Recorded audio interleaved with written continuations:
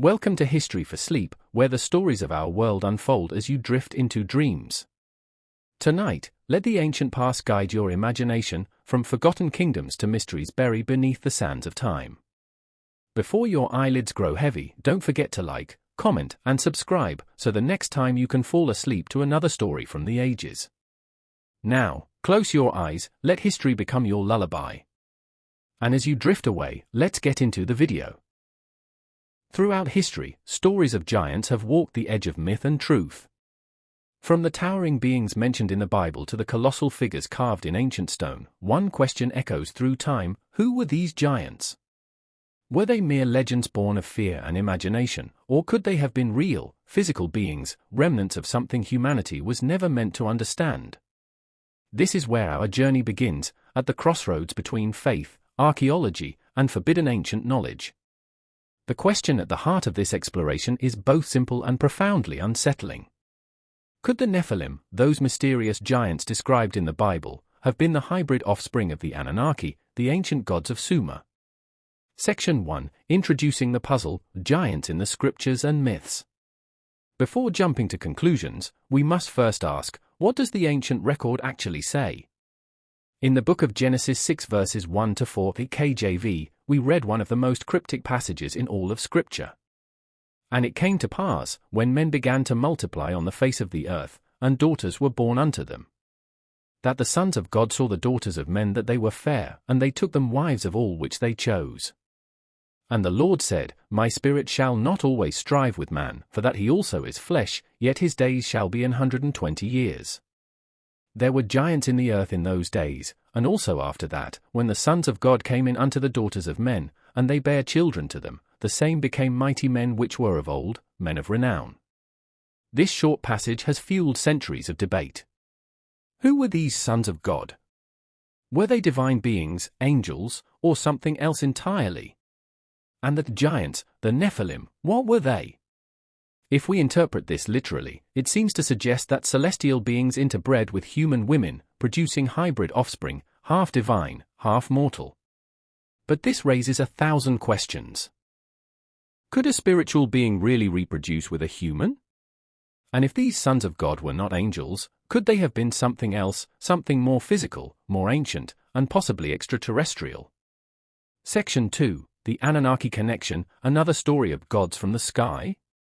Long before the Bible was written, another civilization told eerily similar stories, the Sumerians, one of humanity's earliest known cultures, who flourished in Mesopotamia over 6,000 years ago.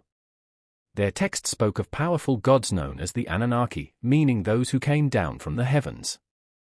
These beings were said to have descended from the sky to establish civilization on Earth, teaching humanity writing, agriculture, architecture, and even laws. But within the Sumerian creation myths, there lies a detail that raises eyebrows. The Anunnaki were said to have created humans, not out of divine love, but to serve them, to mine gold and perform labor. And in some later interpretations, it's said that these gods, at some point, intermingled with humans, producing beings that were neither fully divine nor fully human. So here's the uncomfortable question. Could the sons of God from Genesis be referring to these same Anunnaki beings, ancient visitors who descended to Earth? And if so, could the Nephilim, the giants of the Old Testament, have been the hybrid children of this forbidden union? Section 3, Comparing Ancient Texts, Parallels Too Strong to Ignore. Let's pause and look at the linguistic and narrative parallels. In both traditions, we see heavenly beings descending to Earth, interbreeding with humans, the birth of hybrid offspring, powerful, sometimes monstrous, beings, divine punishment or a catastrophic flood that follows. In the Sumerian flood story, the god Enlil grows angry because humanity has become too numerous and noisy. He decides to wipe them out with a great flood. But another god, Enki, defies him and warns a man named Ziusudra, or later, in Akkadian, Utnapishtim, telling him to build a boat to survive. Sound familiar? It's almost a mirror of the Noah story in Genesis. Now, imagine for a moment, what if these are not separate myths, but two versions of the same ancient memory, told through different cultural lenses? If the Anunnaki were the sons of God in one story and the divine beings of Sumer in another, then perhaps the Nephilim were their offspring, the physical evidence of their union. Section 4. Were the Nephilim literal giants? Let's not dismiss the possibility that these giants may have been literal. Throughout history, legends of giant beings appear across continents, too widespread to be coincidence. In Canaan, the Israelites reported seeing giants in the land, and we were in our own sight as grasshoppers, Numbers 13:33. In Greece, the Titans were enormous godlike beings who warred with the Olympians. In Norse myth, the Jotun, frost giants, existed before even the gods. In Native American traditions, red-haired giants known as the Saitiika were said to have been cannibals who once roamed the Nevada desert. In Africa, oral traditions speak of ancient tall beings who came from the stars and helped shape early kingdoms. Could it be that all these legends are fragments of a much older truth, an ancient global memory of a time when hybrid beings, the children of the sky gods, actually walked the earth? But then we must ask, where did they go? If they were real, why have we not found their bones? Some researchers claim that evidence of giants, elongated skulls, massive bones, or oversized tools has been covered up, suppressed by academic and governmental institutions. But is that true? Or are we chasing shadows born of myth and misinterpretation? The truth remains elusive, and that's what makes this mystery so compelling. Section 5. Enki, Enlil, and the Forbidden Gene Experiment. Among the Anunnaki pantheon, two brothers stand at the heart of the human creation story. Enki, the god of wisdom and life, and Enlil, the god of command and order. According to Sumerian texts, it was Enki who proposed creating a new race, humans, to relieve the gods of their toil. He mixed divine essence with the blood of a slain god and clay from the earth, giving birth to Adamu, the first man. But could this mixing be more than symbolic? Was it a metaphor for genetic engineering, a manipulation of DNA between two species, the divine and the human? And if Enki and the Anunnaki possess such knowledge, could their experiments have gone further? Did they, perhaps, interbreed directly, giving rise to hybrid offspring, the Nephilim? Ancient texts hint that this act was not approved by all the gods. Enlil, the authority figure, is said to have been furious, just as, in the biblical account, God becomes angry with the sons of God who took human wives. In both stories, the result is corruption, violence, and ultimately, the flood, a divine reset. Could these parallel accounts be describing the same event, a rebellion among the heavenly beings, an act of genetic transgression, and a judgment that nearly wiped out all life on Earth? Section 6. The flood as a genetic reset. When Genesis says that God looked upon the earth and saw that all flesh had corrupted its way, what does that mean? Was it simply moral corruption, or could it hint at biological corruption? If the Nephilim were indeed hybrid beings, then the flood could have served as a means to purge the genetic contamination from humanity, a divine attempt to restore purity to creation. This would explain why Noah is described as perfect in his generations, Genesis 6 verse 9, perhaps meaning not just righteous morally, but genetically untainted. Could it be that the story of Noah's Ark is not only about saving life, but also about preserving the original human blueprint? Section 7. Evidence in archaeology and myth. Of course, we must approach this carefully. Mainstream archaeology does not recognize the existence of giant humanoids or extraterrestrial intervention.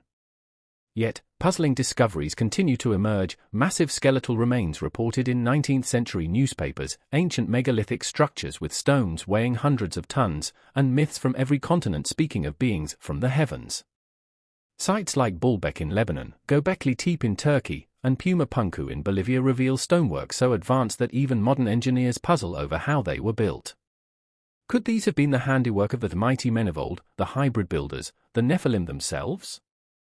Or are we seeing the genius of early humans, inspired by their gods, yet entirely human in achievement? Again, the evidence whispers, but it never shouts. Section 8. A question of faith versus forbidden knowledge.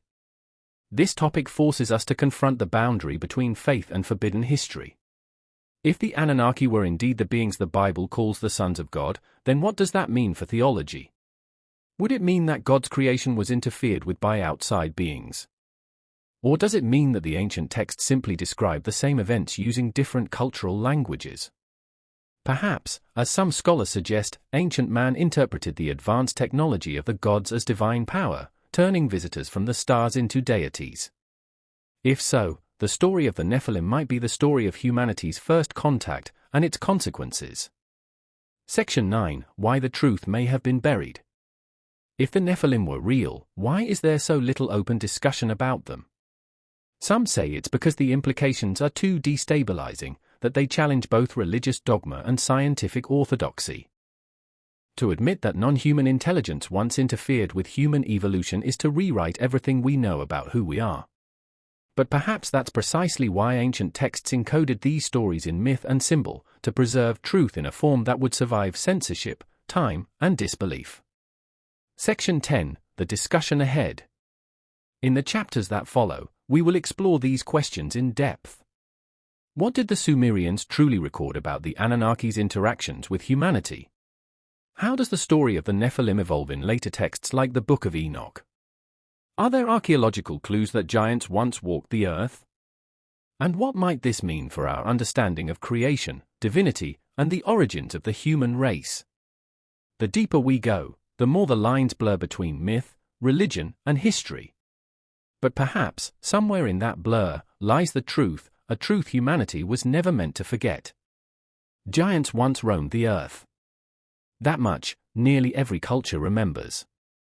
But who they were, and what they represented, that remains a secret guarded by both heaven and time itself. In the next part, we turn to the ancient Sumerian tablets, the first written records of civilization, to see what they reveal about the gods who came from the sky and the beings they left behind. The Sumerian tablets, stories of the sky gods and their human creations. Long before Moses wrote Genesis, before the flood stories of Noah or the myths of Olympus, a civilization thrived between the rivers of Tigris and Euphrates. They left behind clay tablets, silent witnesses to humanity's first recorded thoughts. On these tablets, they spoke of gods who descended from the heavens. Gods who shaped humanity. And among their words, buried in cuneiform script, lie the earliest clues to the mystery of the Nephilim. Section 1. Unearthing the voices of Sumer. The story begins in the mid-19th century, when archaeologists excavating the ruins of Nineveh, Ur, and Nippur uncovered thousands of clay tablets written in cuneiform, the world's oldest known form of writing. As these tablets were translated, scholars discovered something astonishing: accounts of divine beings who came down to earth, shaped man from clay, and ruled the world in ages before the Great Flood. The scribes called these gods the Anunnaki, meaning those who came down from the heavens. This term, found across multiple Mesopotamian myths, referred to a pantheon of celestial deities who governed all aspects of creation. But what makes these texts so remarkable is how familiar their themes sound when compared to the Bible. They speak of a divine hierarchy, a creation of humanity, a forbidden knowledge given to mankind, and a catastrophic flood meant to destroy a corrupted world. If the Hebrew patriarchs were descended from Mesopotamian ancestors, could these Sumerian stories be the original versions of what later became biblical tradition? And more importantly, if both stories describe divine-human interaction, could the Anunnaki be the very same beings the Bible calls the sons of God? Section 2. Who were the Anunnaki? Let's explore their world. According to Sumerian cosmology, the Anunnaki were not abstract gods of morality or virtue, they were physical beings, flesh and blood, though far more powerful and long-lived than humans. They were said to have descended from the heavens, from a realm called Dooku, or the sacred mound, and later, in Akkadian traditions, from Anu's star. Their ruler was Anu, the sky god, lord of the heavens. Beneath him were his sons, Enlil and Enki, who played opposing roles in shaping humanity's destiny. Enlil, stern and commanding, represented authority, order, and divine law. Enki, wise and compassionate, represented knowledge, creation, and often rebellion against divine command. The Anunnaki were said to have divided the earth among themselves, ruling over different regions and peoples. In some tablets, they even descend in groups, establishing cities, teaching mankind agriculture, mathematics, and celestial knowledge. But why would divine beings leave their heavenly realm to live among humans?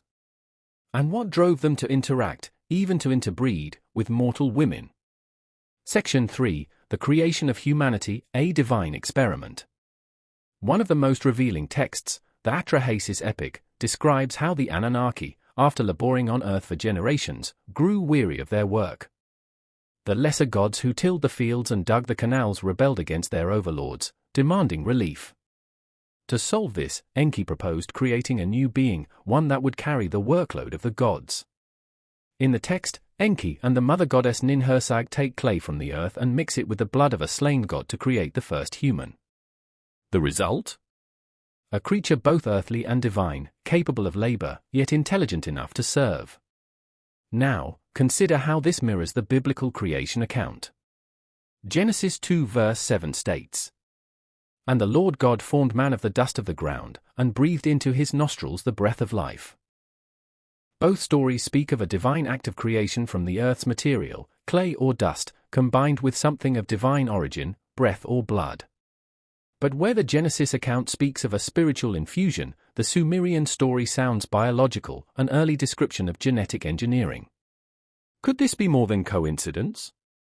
Could Enki's creation of humanity represent a literal hybridization, perhaps between the Anunnaki and early hominids?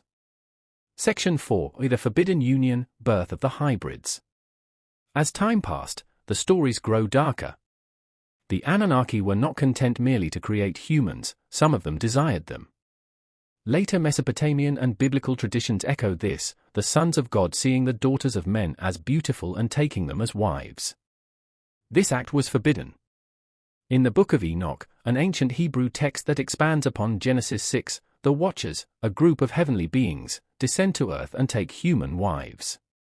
They teach humanity forbidden arts, metalworking, enchantments, astrology, and their hybrid offspring become giants, known as the Nephilim. The Akkadian and Sumerian myths contain strikingly similar details. The god Enki, known for his compassion and curiosity, often crosses divine boundaries to share wisdom or intervene in human affairs. Could he have been the leader of those who broke the rules of heaven? Was the act of interbreeding a spiritual metaphor, or a literal event remembered across ages? If the Anunnaki truly mingled their essence with that of humanity, could this have produced hybrid offspring, beings stronger, larger, and more intelligent than ordinary men? This is where the legends of the giants, the heroes of old, and the demigods of myth may have begun. Section 5. The tablets speak of kings before the flood. In the Sumerian king list, another crucial tablet, the record begins with the phrase, "After kingship descended from heaven, kings ruled over the earth." It lists 8 kings who ruled before a great flood swept over the land. Their reigns are described in the tens of thousands of years. Are these exaggerated mythic numbers, or a clue that these beings were not ordinary humans?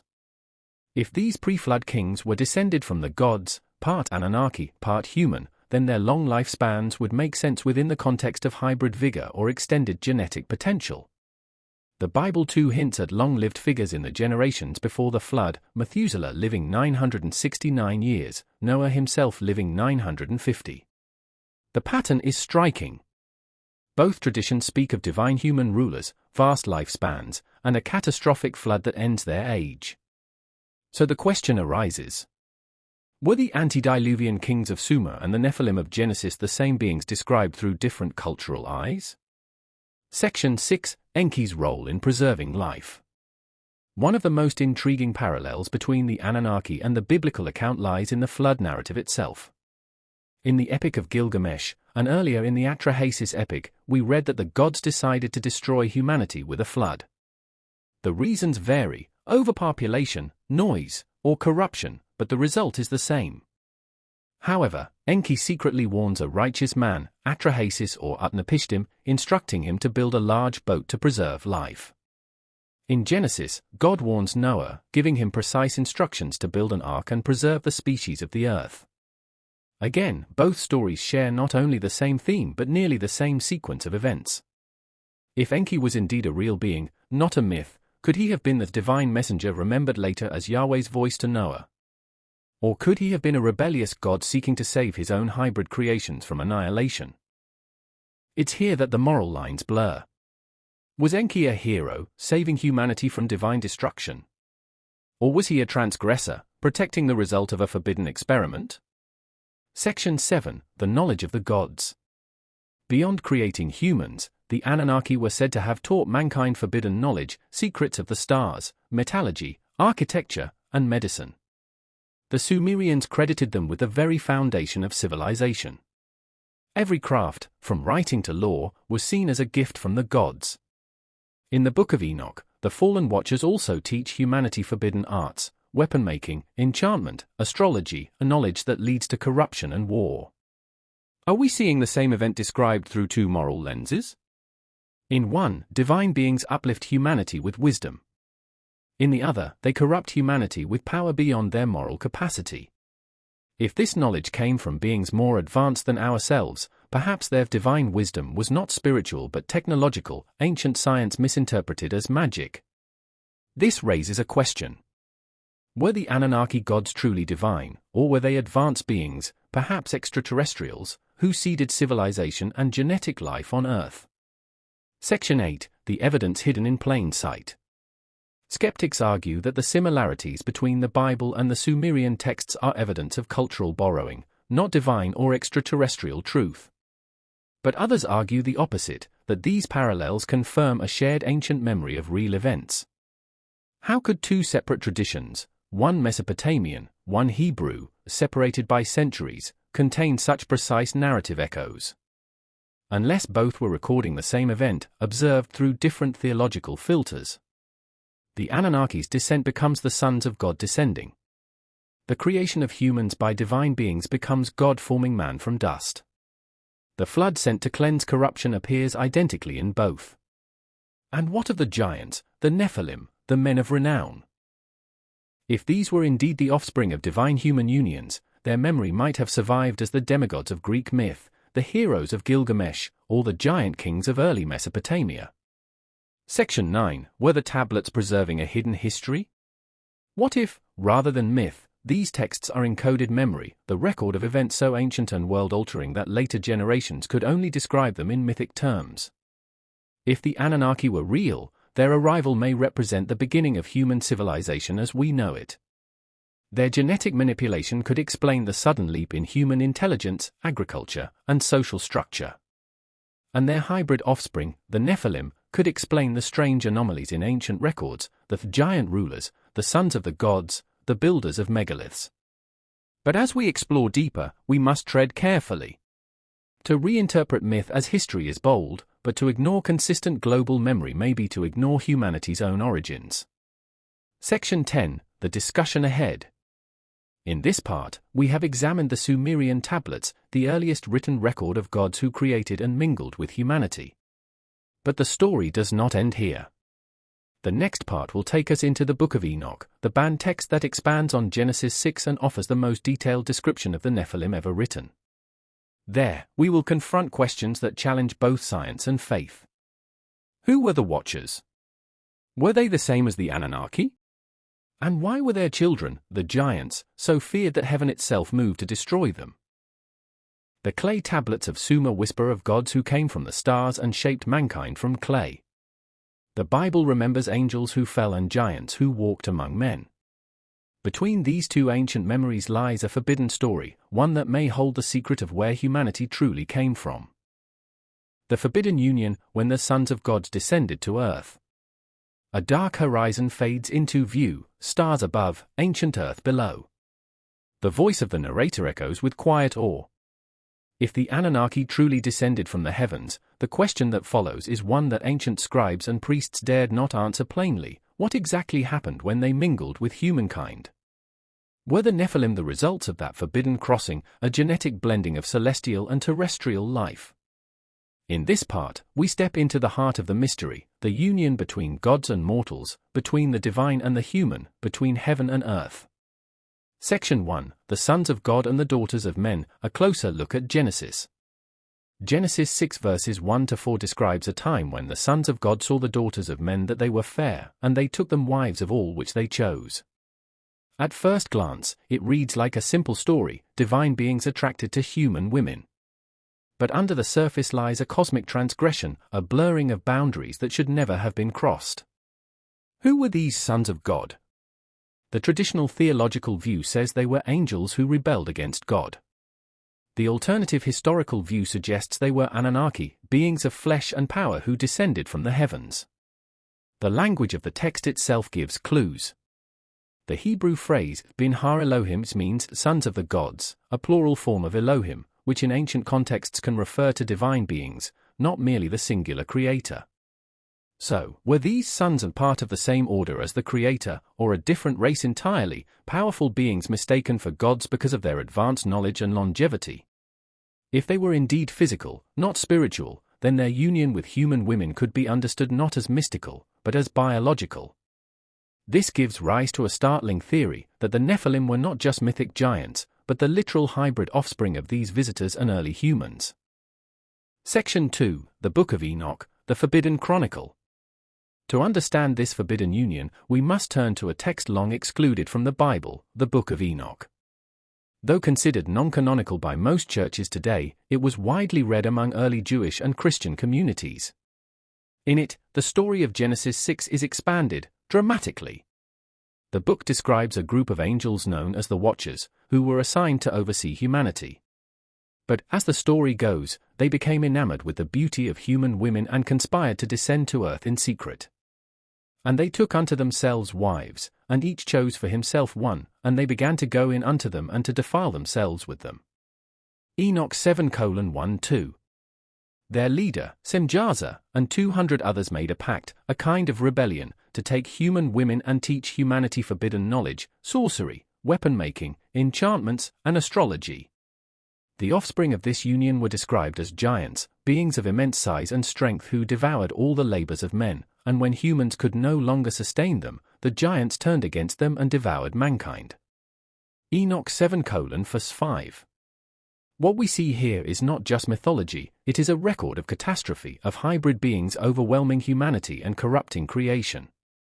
Could this be the same corruption mentioned in Genesis, the reason God sent the flood?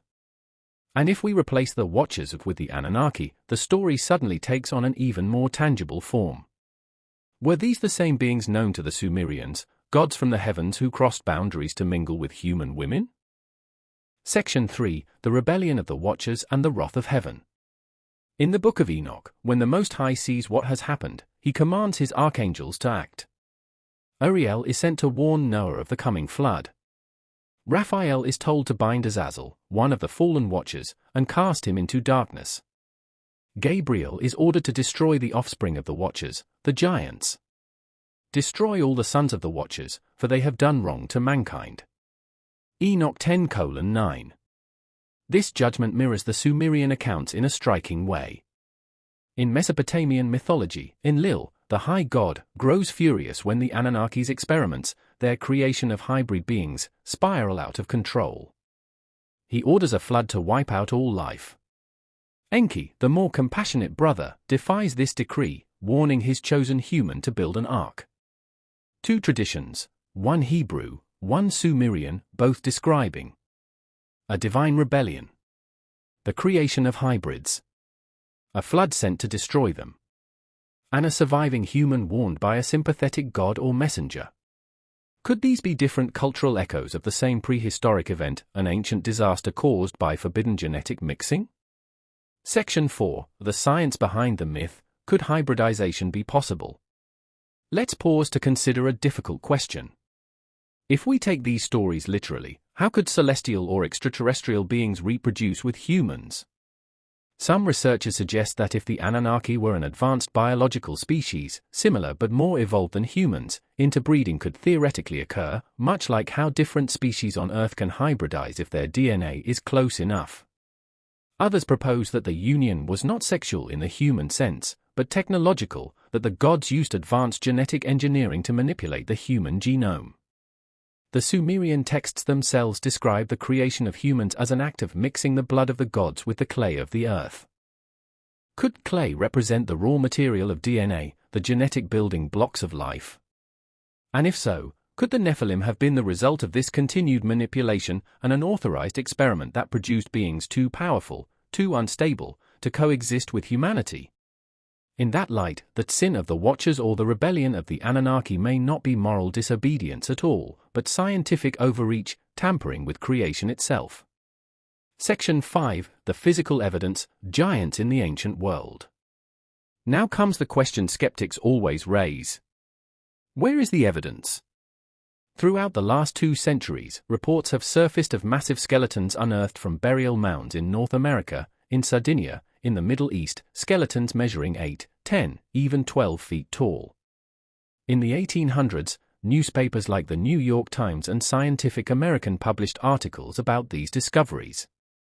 Yet most of the remains vanished, lost to private collections or dismissed by early scientists as hoaxes.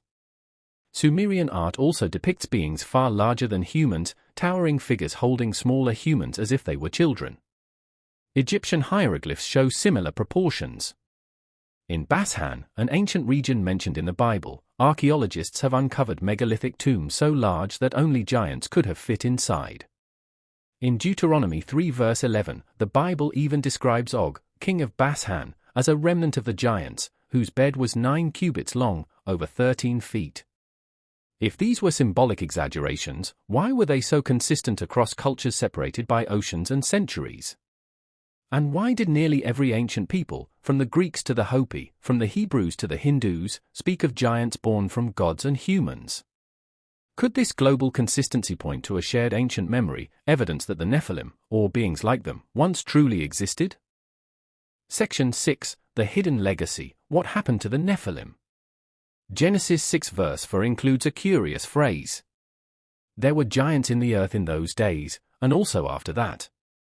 And also after that, a small line with big implications. It suggests that the Nephilim reappeared after the flood, that somehow, the genetic line of these hybrids survived. How could that be if the flood was meant to wipe them out?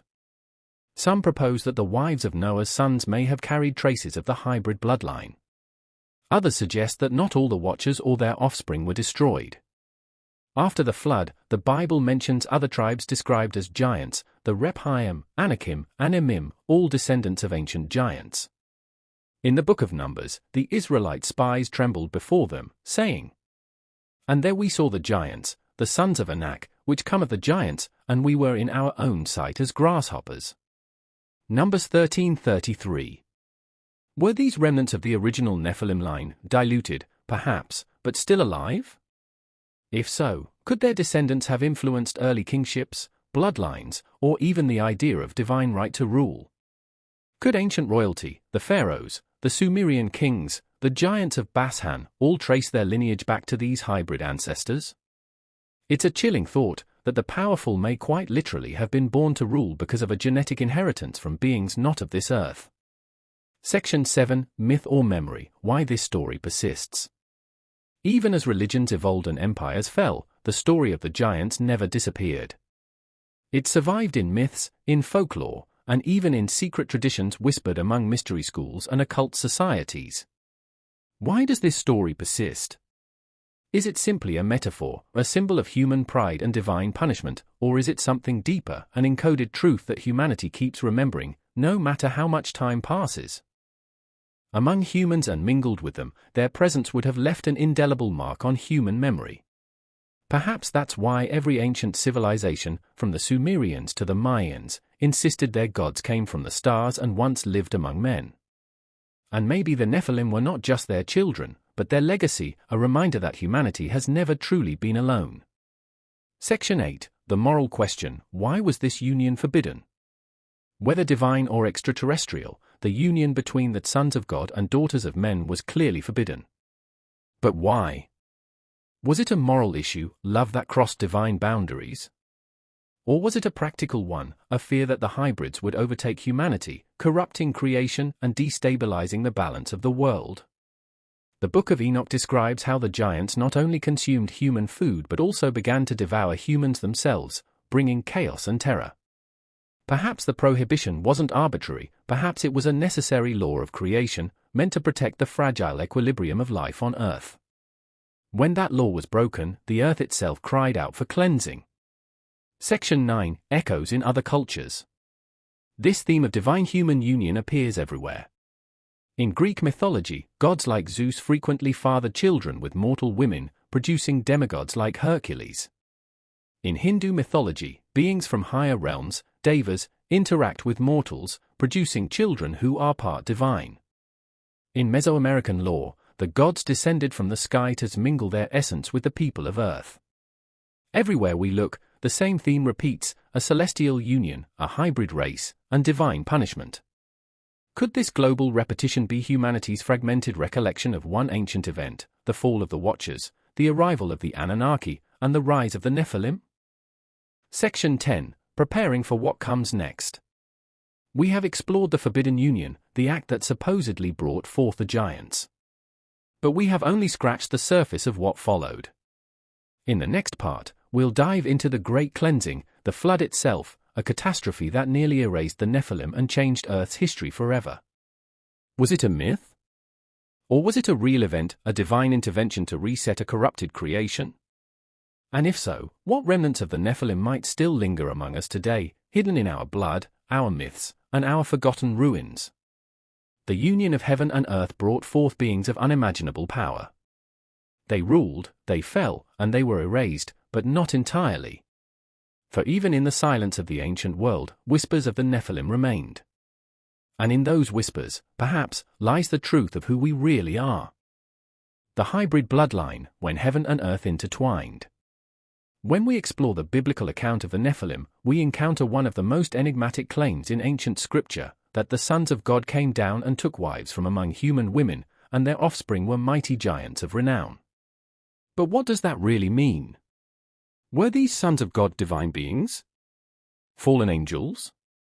Or perhaps, as some interpretations suggest, extraterrestrial visitors, the Anunnaki, who genetically engineered a hybrid race that changed the destiny of humankind forever? This part of our discussion ventures deeper into that mystery, not to provide definite answers, but to ask the questions that challenge the boundaries between myth, theology, and ancient history. 1. The Genesis Enigma. Genesis 6 verses 1-4 remains one of the most debated passages in the entire Bible. It reads, "And it came to pass, when men began to multiply on the face of the earth, and daughters were born unto them, that the sons of God saw the daughters of men that they were fair, and they took them wives of all which they chose. There were giants in the earth in those days, and also after that, when the sons of God came in unto the daughters of men, and they bare children to them, the same became mighty men which were of old, men of renown." It's a brief passage, but one that has inspired thousands of years of speculation. Who were these sons of God? The traditional Judeo-Christian interpretation suggests they were angels who rebelled and took human women as wives. But what if this text, preserved in ancient Hebrew, is describing something more literal, a merging of two species? Could sons of God be a poetic translation for those who came from the heavens? The Hebrew phrase B'nai Har Elohim translates literally as sons of the gods. In Sumerian culture, the Anunnaki were described as those who came from heaven to earth. The linguistic and thematic overlap is difficult to ignore. Are we possibly seeing two cultures describing the same beings, one in Hebrew, one in Sumerian, using their own divine language? 2. The Sumerian blueprint for the Nephilim. In Sumerian tablets such as the Atrahasis epic and the Enuma Elish, there are accounts of divine beings who descended from the heavens and created humankind by mixing their own essence with that of primitive earth beings. The result was a hybrid species, part divine, part mortal. This raises an interesting question: were the giants of Genesis 6 the same hybrids the Sumerians called the Lulu Amalu, the mixed man, created to serve the gods? The story of Enki, one of the Anunnaki lords, is particularly fascinating. Enki was said to have created humankind by combining the genetic essence of the gods with that of beings already living on Earth. If this is true, then the Nephilim could have been a later iteration of that same genetic experiment, perhaps a more powerful hybrid race, stronger and larger than humans, but possessing the intelligence and might of their creators. Could it be that the Nephilim were not only the result of forbidden unions but also a deliberate attempt to create rulers, warriors, and kings who could bridge the gap between gods and men? 3. Giants across the world. If the Nephilim were merely myth, how do we explain the global consistency of giant legends? From the Titans of Greece to the Anakim of Canaan, from the Og of Bashan to the massive bones unearthed in early American excavations, stories of giants echo across continents and centuries. In the book of Numbers 13:33, Israelite spies returning from Canaan reported, There we saw the giants, the sons of Anak, which come of the giants, and we were in our own sight as grasshoppers, and so we were in their sight. These sons of Anak, or Anakim, were said to descend from the original Nephilim. The connection is direct, biblical, and unambiguous. Yet archaeology, while cautious, has unearthed curious evidence: megalithic structures requiring enormous strength to move, enormous burial sites, and mysterious skeletal remains that once were rumored to measure over 10 feet in height. Skeptics dismiss these as exaggerations, misinterpretations, or outright hoaxes. But what if ancient civilizations were recording real memories of encounters with beings who were far larger and stronger than any ordinary human? Could the Nephilim have been the genetic offspring of advanced beings, Anunnaki engineers, who physically stood head and shoulders above humans? Were they not gods, but hybrids of divine descent, rulers who walked the earth as kings and demigods? 4. The Watchers and the Forbidden Knowledge. The Book of Enoch offers perhaps the most detailed account of this hybridization. It expands on Genesis, describing how a group of 200 watchers descended upon Mount Hermon and swore an oath to take human wives. Their leader, Semjaza, and his companions taught mankind forbidden knowledge, metallurgy, enchantments, astrology, and warcraft. In Enoch 7:2, it says, "And they became pregnant, and they bare great giants, whose height was 3,000 ells, who consumed all the acquisitions of men. And when men could no longer sustain them, the giants turned against them and devoured mankind." This image is terrifying: hybrids consuming humanity, both literally and symbolically. If the Nephilim were indeed the children of divine beings, they may have possessed appetites and abilities that far exceeded human limits. But what's even more fascinating is that Enoch doesn't describe these angels as spiritual beings in the way later theology does. They descend, they take wives, they teach, they eat, and they rule. Their actions are profoundly physical. Could it be that the Book of Enoch was describing an extraterrestrial visitation, the Anunnaki, and their interference in human evolution? And if so, were the Nephilim not simply giants, but the unintended byproduct of a genetic program gone wrong? 5. The Flood, an attempt to erase the hybrid lineage? If the Nephilim were a threat, both morally and physically, what did the Creator, or perhaps the Anunnaki overseers, do to stop it? Genesis 6 verses 5-7 records God's reaction. "And God saw that the wickedness of man was great in the earth. And it repented the Lord that he had made man on the earth, and it grieved him at his heart." Was this wickedness merely human sin, or something more genetic, the corruption of the original human design? The flood narrative that follows seems not only a moral reset but a biological one. Could the Great Flood have been a global attempt to wipe out the contaminated bloodline of the Nephilim, a genetic cleansing? Some interpretations suggest that Noah was chosen because he was perfect in his generations, Genesis 6 verse 9. Could perfect mean genetically pure, untainted by hybrid DNA? If so, then the flood could be seen as an act of preservation, ensuring the survival of the original human template free from Anunnaki interference. But intriguingly, Genesis also says, "and also after that," implying that the Nephilim returned even after the flood. How could that be? Did some of the hybrid bloodlines survive, hidden among post-Diluvian tribes? Or did the sons of God return once more to repeat the forbidden act? 6. The persistence of the Nephilim line. After the flood, the Bible mentions descendants such as the Rephaim, Emim, Zamzummim, and Anakim, all described as giants. Could these groups represent the surviving Nephilim bloodlines? The Book of Deuteronomy 3 verse 11 mentions King Og of Bashan. "For only Og king of Bashan remained of the remnant of giants. Behold, his bedstead was a bedstead of iron, 9 cubits was the length thereof, and 4 cubits the breadth of it." That's roughly 13 feet long and 6 feet wide, an enormous size for any normal human. Was Og one of the last surviving Nephilim kings? Or perhaps a symbolic representation of the lingering hybrid influence on early civilizations? Across Canaan, Egypt, and Mesopotamia, depictions of enormous kings, rulers with elongated skulls, and beings of mixed nature abound. Could these have been artistic echoes of the hybrid bloodline, a reverence, or perhaps a warning, passed through ancient art and myth? 7. The genetic echo. Even in modern times, there are questions about remnants of ancient DNA. Studies of human genetics have revealed interbreeding between Homo sapiens, Neanderthals, and Denisovans, producing hybrid species with unique traits. Could it be that ancient myths of gods and men interbreeding preserve a real memory of this kind of hybridization, but perhaps with beings far more advanced than Neanderthals? And if the Anunnaki truly came to Earth, as some Sumerian tablets claim, could they have spliced their own DNA into ours, creating the hybrid children later remembered as Nephilim? Could we, in fact, all be living descendants of that forbidden union, smaller, diluted, but carrying within us echoes of the divine genome? 8. The big question. At what point does myth become history? How do we distinguish symbolic storytelling from the memory of real encounters? The consistency of these accounts, from Genesis to Enoch, from Sumer to Canaan, invites us to consider the possibility that ancient people were not inventing, but recording, the events they witnessed.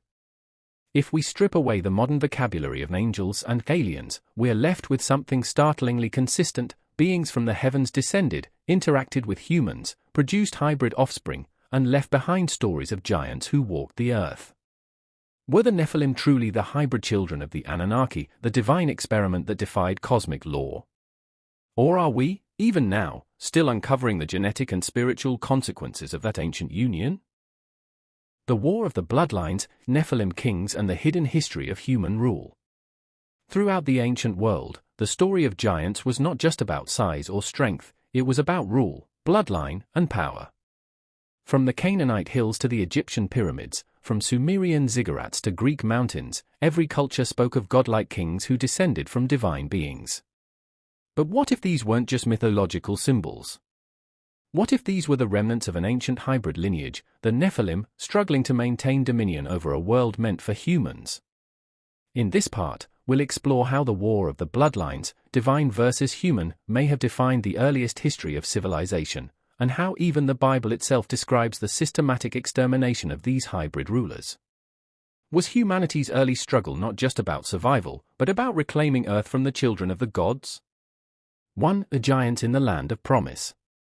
When the Israelites approached the borders of Canaan, they were terrified by what they saw. Numbers 13:32-33 recounts the spies' report. The land, through which we have gone to search it, is a land that eateth up the inhabitants thereof, and all the people that we saw in it are men of a great stature. And there we saw the giants, the sons of Anak, which come of the giants, and we were in our own sight as grasshoppers, and so we were in their sight. This was not metaphorical language. The text deliberately connects the Canaanite giants to the pre-flood Nephilim. It is as if the Bible is saying, they survived. The bloodline endures. Who were these sons of Anak? The name Anak in Hebrew is thought to mean a neck or chain, possibly describing people of great height or strength. The Anakim, Rephaim, Anamim, all groups described in Deuteronomy and Joshua, were collectively identified as giants. These weren't isolated tribes, they were kingdoms, organized and formidable. But why would the Israelites, and by extension, Yahweh, command the total destruction of these peoples? Was it simply a territorial conquest? Or was it a deliberate eradication of the hybrid bloodline that had once corrupted the earth before the flood? 2. The command to exterminate. In Deuteronomy 2 and 3, God gives Israel direct instructions to wipe out certain groups. When thou comest nigh over against the children of Ammon, distress them not, for that also was accounted a land of giants, giants dwelt therein in old time.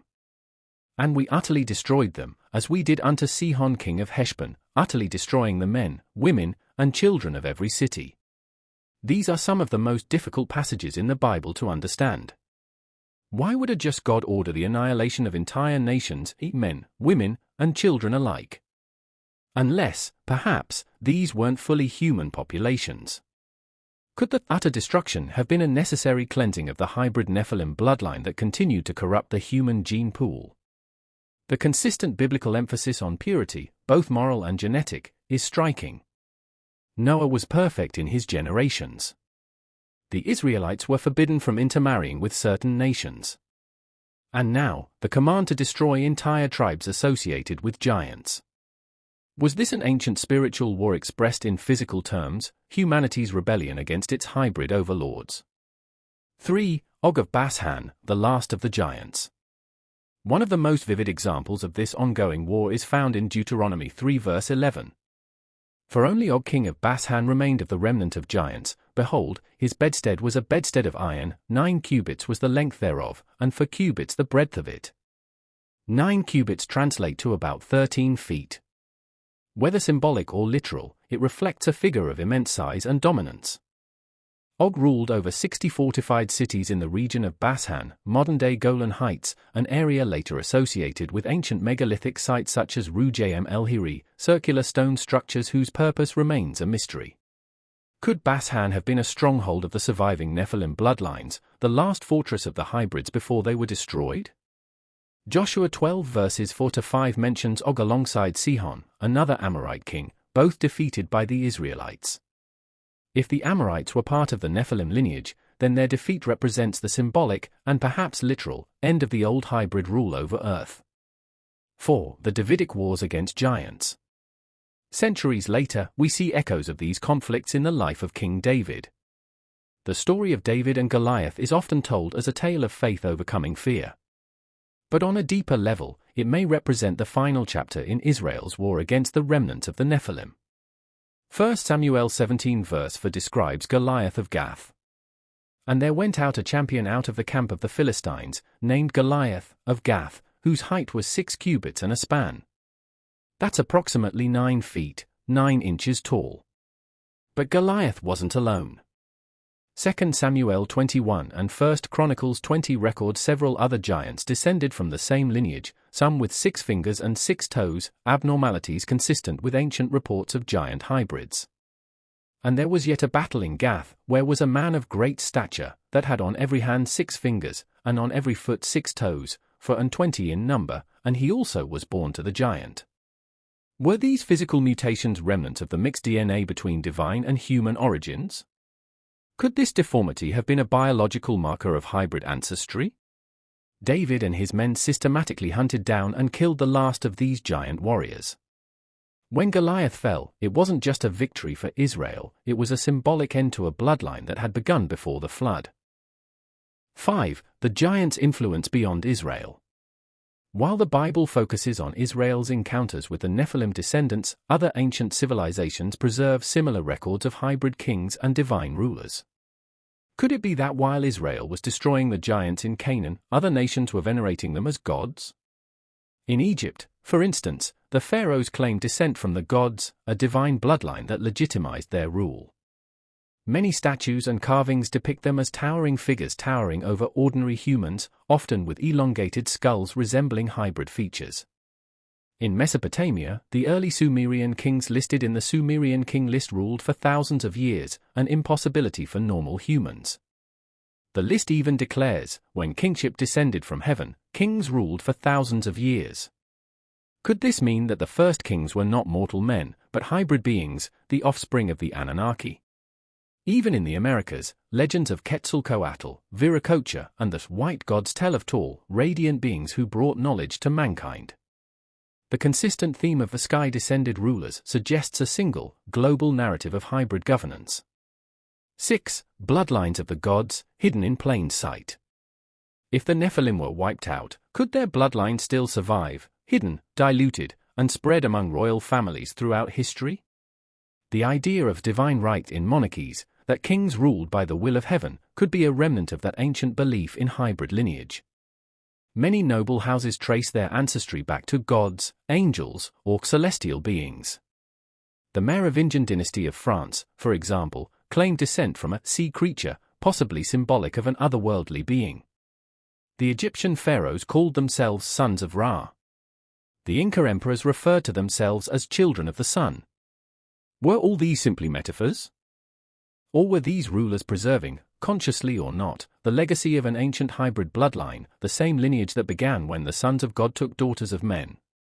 This idea raises uncomfortable questions. If the Nephilim once ruled openly, could they still influence the world today, not as towering giants, but as powerful bloodlines hidden behind thrones, corporations, or governments? 7. The Anunnaki's return and the promise of kingship. Sumerian records speak of a time when the gods returned to the heavens, leaving their human hybrid offspring to govern the earth in their absence. Enki, Enlil, and their descendants divided territories among men.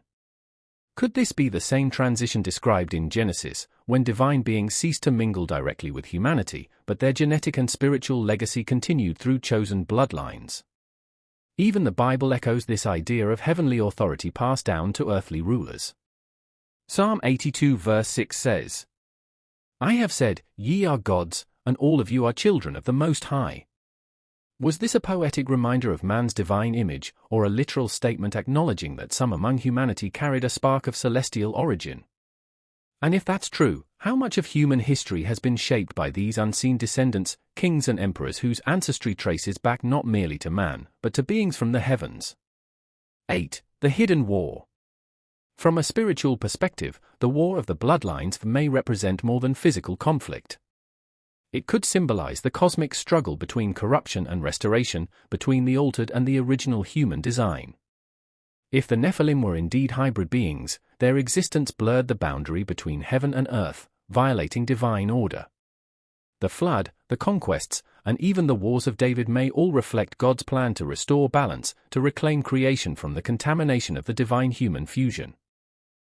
But if the bloodline survived, through diluted genetics or hidden dynasties, then the war never truly ended. Perhaps it continues, not in battlefields, but in the corridors of power, in the ideologies that shape humanity's destiny. Are we still living under the influence of those ancient hybrids? Or are we witnessing, in our time, the final awakening of that ancient lineage as humanity rediscovers its celestial origins? 9. The moral question. If the Nephilim were real, if the Anunnaki truly altered human DNA, what does that mean for us? Are we merely the byproducts of an ancient experiment? Or are we beings with divine potential, capable of choosing which part of our heritage we embrace? The war of the bloodlines may not be about who possesses ancient DNA, but about what kind of spirit governs us, the corrupted will of power, or the humble obedience of those who follow the true Creator. Perhaps the giants of old symbolize more than physical strength. They represent pride, the desire to be gods, to dominate, to defy the natural order. In that sense, the war continues within each of us.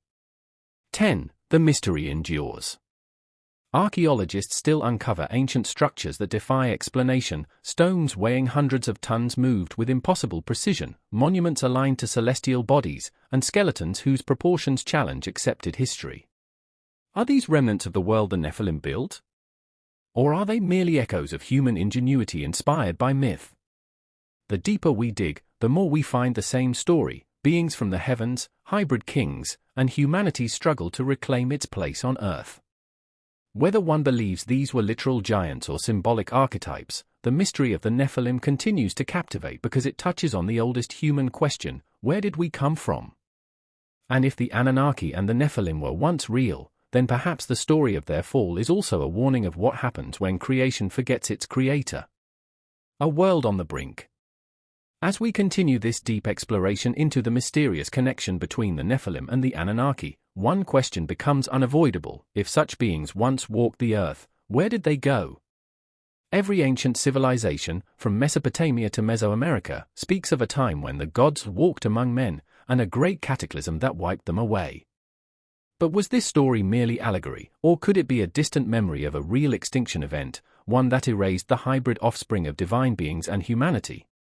In this part, we turn to the archaeological and mythological traces left behind: ruins buried beneath sediment, colossal stones moved with technology that should not have existed, and flood myths that span continents. Through these mysteries, we begin to piece together what may have been the last days of the Nephilim, and the world that perished with them. 1. Echoes of a vanished civilization. When archaeologists unearth remnants of advanced ancient architecture, they often marvel at the skill and precision required to construct them. The megalithic sites of Baalbek in Lebanon, Tiwanaku in Bolivia, and Göbekli Tepe in Turkey all challenge the conventional timeline of civilization. Some of these sites predate the invention of writing by thousands of years, yet display mastery of mathematics, astronomy, and engineering. If we take the biblical and Sumerian narratives seriously, that the sons of God descended to earth and imparted forbidden knowledge, then could these sites be remnants of that era? Could the Nephilim or their Anunnaki fathers have been the engineers of a pre-flood civilization, one that advanced far beyond what early humans could achieve on their own? Göbekli Tepe, for instance, is often referred to as the world's first temple complex. It was deliberately buried around 9600 BC, a time curiously close to when the Sumerians said the Great Flood occurred. Why would anyone bury a site like that intentionally?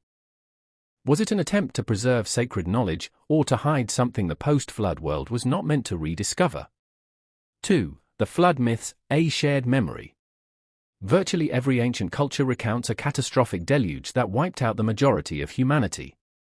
The Epic of Gilgamesh, the Genesis flood, the Greek story of Deucalion, and even the Mayan Popol Vuh all describe divine beings warning a chosen survivor to build a vessel. Could these stories be memories of the same event?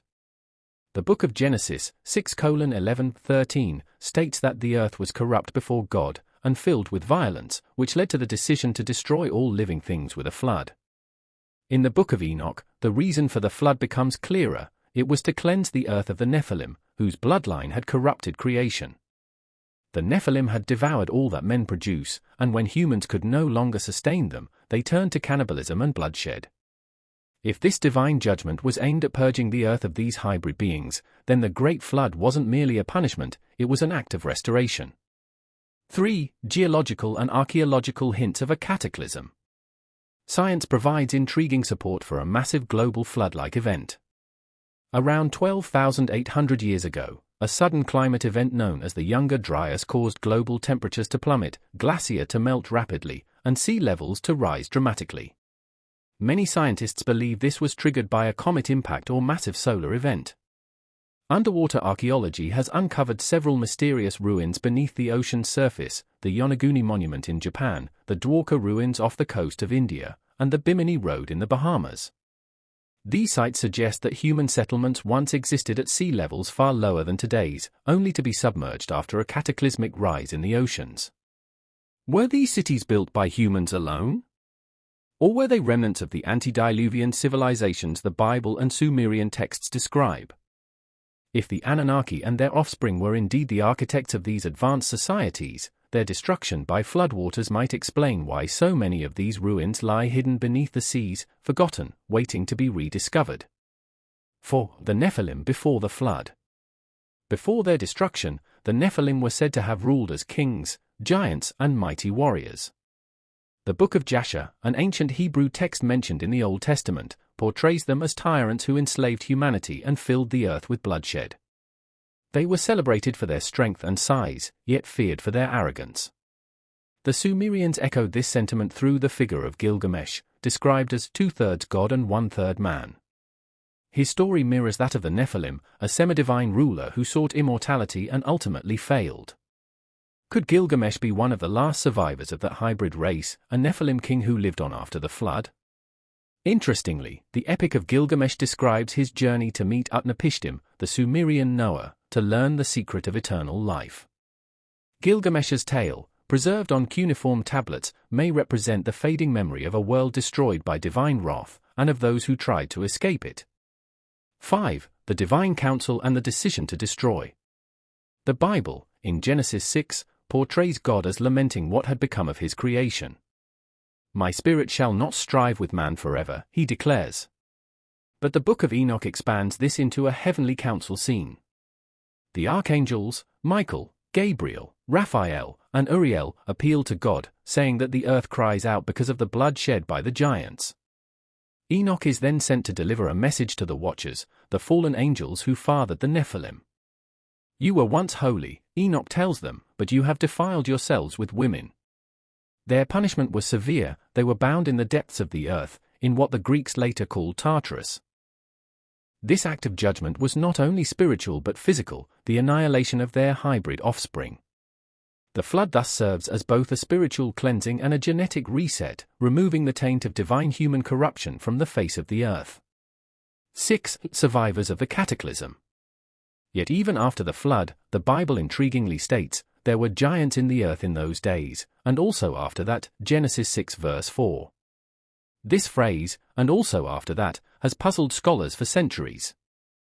How could Nephilim exist after a global flood meant to destroy them? Some traditions claim that one or more of Noah's sons' wives carried Nephilim DNA. Others suggest that a second incursion occurred, that the sons of God once again mingled with humans in the generations following the flood. This would explain the appearance of giants like Og of Bashan and the Anakim, encountered by the Israelites during the conquest of Canaan. If true, it suggests the divine rebellion did not end with the flood, only that its scope was diminished. The ancient world may have seen scattered remnants of the Nephilim bloodline, powerful rulers who carried fragments of that ancient heritage. 7. Archaeological clues to post-flood giants. Some of the world's strangest archaeological finds involve reports of giant human skeletons, discovered in places as diverse as North America, the Middle East, and Sardinia. While many of these claims remain controversial or unverified, they fuel a persistent question: why do so many ancient cultures describe the same kind of beings, enormous, semi-divine, and violent? The Rephaim, mentioned throughout the Old Testament, were said to dwell in ancient Canaan and were feared by Israelite warriors. The Moabites called them the Amim, and the Ammonites referred to them as the Zamzumim, all terms meaning giants or terrifying ones. Archaeologists have found massive dolmens and burial chambers in these regions, some made with stones weighing over 50 tons. Could these have been the tombs of these giant beings, memorializing a lost race that once dominated the land? 8. The flood as a reset, and the birth of a new world. In many mythologies, the flood does not mark the end of history, but its reset. The gods cleanse the earth to start again, hoping the new race of humans will live in humility rather than rebellion. In the biblical narrative, Noah becomes the new Adam, the father of a reborn humanity. Yet shadows of the old world linger.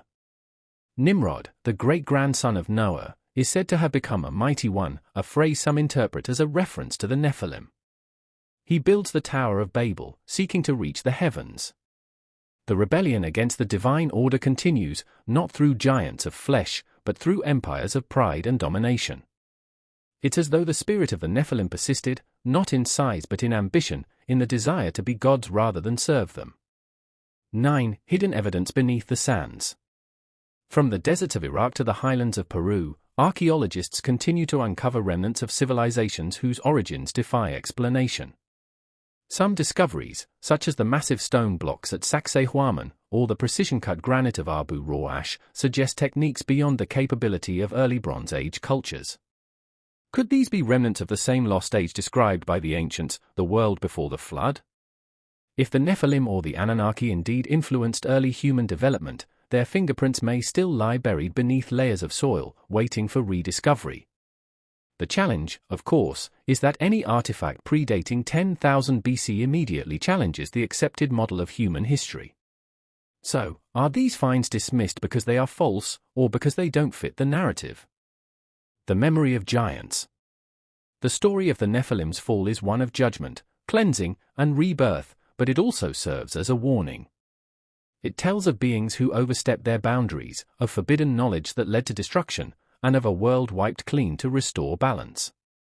Whether we interpret these accounts as literal history, mythological allegory, or a mixture of both, their power endures because they speak to a deep human truth, the dangers of hubris, the mystery of origins, and the sense that something extraordinary once existed on this planet, something lost to the floodwaters of time. And as we uncover ancient ruins, decode forgotten scripts, and study the DNA of our ancestors, we may yet find that the echoes of that lost world are closer than we think. The Earth that remembers. Throughout history, countless discoveries have been made that challenge the official story of human origins. Strange skeletons, colossal stone tools, and megalithic ruins scattered across the planet seem to whisper of an age long before recorded history, an age when giants walked the earth. If the Nephilim of Genesis and the hybrid children of the Anunnaki truly existed, could traces of them still lie buried beneath the ground? And if so, why has the modern world been so eager to dismiss or hide these findings? This part explores one of the most controversial intersections of archaeology, mythology, and theology, the physical evidence that might point to a prehistoric race of beings whose size, power, and knowledge defied what we think we know about the ancient past. 1. The lost bones of giants. From the deserts of the Middle East to the valleys of North America, there have been hundreds of reports, some centuries old, describing the unearthing of giant human skeletons. While mainstream science has often dismissed these as exaggerations, hoaxes, or misidentified remains, the consistency of these stories across time and geography is striking. In the 19th century, American newspapers frequently published accounts of enormous bones unearthed during the westward expansion. In 1877, for example, the New York Times reported the discovery of a giant near Eureka, Nevada, said to measure over 12 feet tall. Similar finds were reported in Ohio, Wisconsin, and West Virginia, regions once inhabited by the mound-building cultures. Even earlier, in the 16th century, Spanish explorers in South America wrote of encountering tribes that spoke of ancient giants who built the great stone cities that now lay in ruins. Were all these reports mere myth-making? Or were early explorers, farmers, and archaeologists stumbling upon evidence that didn't fit the accepted narrative, and was quietly removed from public record? 2. The mound builders and their mystery. One of the most enigmatic archaeological phenomena in North America is the vast network of ancient burial mounds stretching from the Mississippi Valley to the Great Lakes. Some of these mounds, such as the Serpent Mound in Ohio, align precisely with celestial events, hinting at a culture with advanced astronomical knowledge. Early excavations of these mounds in the 1800s reportedly uncovered skeletal remains much larger than average human size, often accompanied by copper weapons, stone tools, and ornaments. The Smithsonian Institution, founded in 1846, was heavily involved in early archaeological investigations of these sites. Yet, many researchers have since accused the institution of suppressing evidence of giant remains. Though the Smithsonian denies this, the absence of detailed records or preserved specimens has only deepened public suspicion. Could the mound builders have been descendants or remnants of a post-flood Nephilim lineage, or at least the inheritors of their ancient knowledge? 3. Megalithic marvels, engineering beyond time. The sheer scale and precision of ancient architecture around the world continue to baffle archaeologists. Take the stone of the pregnant woman at Baalbek, Lebanon, a single limestone block weighing an estimated 1,200 tons. Even modern cranes would struggle to move it, yet it was quarried, shaped, and placed thousands of years ago. How did early builders achieve such feats? The Sumerian texts describe the Anunnaki as builders of cities and masters of measurement, while the Book of Enoch claims the Watchers taught mankind metallurgy, astronomy, and geometry. These teachings mirror the advanced engineering techniques seen in structures like the Great Pyramid of Giza, Puma Punku in Bolivia, and Machu Picchu in Peru, sites that seem to transcend the technological capacity of their respective eras. Could these monuments be the enduring legacy of hybrid beings, the Nephilim or their descendants, who combine divine knowledge with human ambition? Or do they simply represent humanity's incredible, forgotten ingenuity, later mythologized as divine intervention? Forbidden archaeology, when the evidence doesn't fit. Over the years, numerous discoveries have been labeled out-of-place artifacts, objects that appear far too advanced or anachronistic for their time. Examples include the Baghdad battery, which suggests ancient knowledge of electricity. The Antikythera mechanism, a complex gear-driven computer from over 2,000 years ago. Hammer of London, reportedly found embedded in 400-million-year-old rock. Pyramid-like structures discovered beneath Antarctic ice and off the coast of Japan. While many of these artifacts remain hotly debated, their very existence challenges our linear model of progress. If the pre-flood world was truly as advanced as ancient texts suggest, then perhaps some of these impossible discoveries are remnants of that forgotten civilization. Could the suppression of such evidence stem not merely from academic caution, but from an unspoken fear that confirming their authenticity would rewrite the story of human origins? 5. Giants in ancient texts beyond the Bible. The Hebrew Bible isn't the only source that speaks of giants. Nearly every ancient tradition, from the Greeks to the Celts to the Polynesians, preserves its own version of a race of colossal beings. The Greek Titans were said to be massive divine offspring who warred against the gods. The Norse Jotnar were primordial giants who predated humanity. The Hindu Mahabharata describes enormous warriors wielding celestial weapons. The Maya and Aztec legends speak of an earlier race of giants destroyed by flood and fire. The similarities are striking: divine human unions, forbidden knowledge, rebellion, and divine judgment. Could these be distant echoes of a single, global event remembered through different cultural lenses?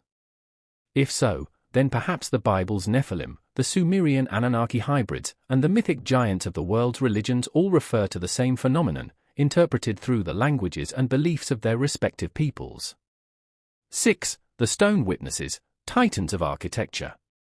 Let us return to the stones themselves, the silent witnesses to the passage of forgotten ages. Consider Ollantaytambo, an Incan fortress with stones weighing over 50 tons, cut and placed with laser-like precision. Or the Osirian in Abydos, Egypt, whose granite blocks lie buried beneath older temples, hinting at an even more ancient civilization predating the pharaohs. At Tiwanaku in Bolivia, the Gateway of the Sun features carvings depicting beings with elongated heads and wings, reminiscent of Mesopotamian depictions of the Anunnaki. How did cultures separated by oceans create such similar imagery and architectural styles? Was it coincidence, diffusion of knowledge from a common source, or the physical evidence of a once global civilization connected through beings far more advanced than early humans? 7. The giants of the Bible, the land of Canaan. When the Israelites entered Canaan, they encountered powerful tribes described as giants, the Anakim, Emim, and Rephaim. According to Numbers 13:33, the spies sent by Moses reported, "And there we saw the giants, the sons of Anak, which come of the giants, and we were in our own sight as grasshoppers, and so we were in their sight." King Og of Bashan, described in Deuteronomy 3 verse 11, possessed a bed of iron measuring over 13 feet long. These details are presented not as allegory but as historical record. If such beings existed after the flood, their remains would logically be found in the same regions described, ancient Canaan, Bashan, and surrounding territories. Interestingly, there have been reports of giant skeletons in modern-day Syria, Jordan, and northern Israel, though none have been officially verified. Could these remnants correspond to the post-flood Nephilim mentioned in the Bible? If so, their presence in the Holy Land may explain why God commanded Israel to completely destroy those nations, to prevent the re-emergence of the corrupted bloodline. 8. Modern encounters and the question of suppression.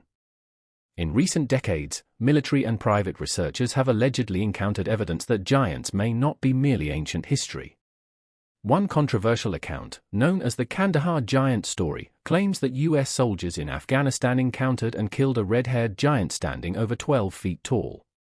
Though unverified and denied by official channels, the persistence of such accounts fuels ongoing speculation. If true, they suggest that remnants of the Nephilim, or genetic mutations linked to them, might still exist in remote or subterranean regions. Could modern powers have a vested interest in keeping such evidence secret?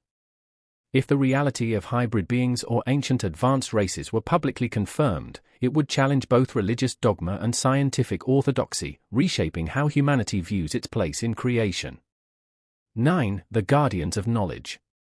Many ancient traditions speak of secret orders or brotherhoods tasked with preserving ancient knowledge after the flood.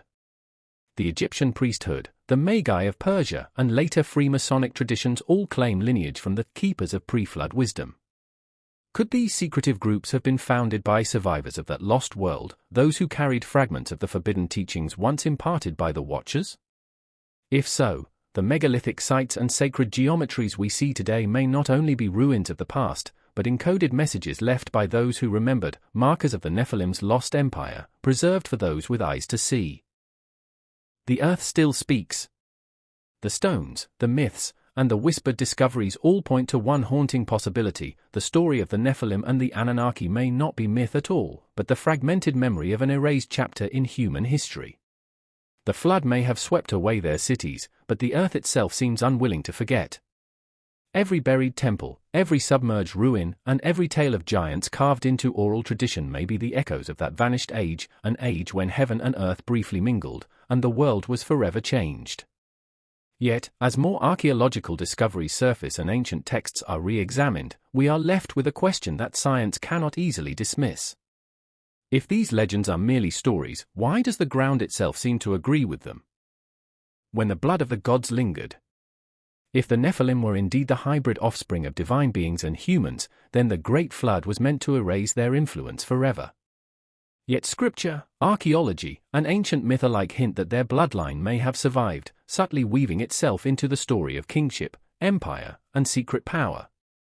But how could a race of giants, judged and destroyed by divine decree, leave behind a lineage that still echoes in royal genealogies and secret societies thousands of years later. And what would that mean for our understanding of human civilization and of authority itself? In this part, we explore the possible legacy of the Nephilim, tracing their supposed bloodlines through ancient Sumer, Egypt, Canaan, and beyond. We will ask whether the right to rule claimed by kings and emperors throughout history may be a faint echo of the ancient claim of divine descent, the inheritance of the hybrid children of heaven and earth. 1. After the flood, the reappearance of the giants. The Bible makes a curious statement in Genesis 6 verse 4. There were giants in the earth in those days, and also after that, when the sons of God came in unto the daughters of men. The phrase "and also after that" suggests that the Nephilim were not completely eradicated by the flood. The ancient Hebrew understanding seems to imply that the spiritual corruption continued, that some genetic or spiritual remnant survived. We see the result in the later biblical encounters with the Anakim, Rephaim, and Emim, giant tribes inhabiting Canaan. Numbers 13:33 reports that the Israelite spies saw themselves as grasshoppers beside these colossal beings. Could the wives of Noah's sons have carried traces of this ancient hybrid bloodline? Or, as some traditions claim, did the divine beings once again descend to corrupt humanity after the flood? Either way, the giants returned, and their influence would soon reach into the seats of power. 2. Nimrod, the first post-flood mighty one. After the flood, the Bible introduces a powerful figure named Nimrod, the founder of Babel, Nineveh, and Akkad, the first major cities of Mesopotamia. Genesis 10 verses 8 to 9 describes him as a mighty one in the earth, the same phrase used for the pre-flood Nephilim. Ancient traditions portray Nimrod as a hunter, conqueror, and builder of the Tower of Babel, an attempt to reach unto heaven. Could Nimrod have been more than human, perhaps a carrier of that ancient, corrupted bloodline? The Sumerian equivalent of Nimrod is often linked to Gilgamesh, described as 2/3 god and 1/3 man. Both figures share themes of defiance, divine ancestry, and the pursuit of immortality.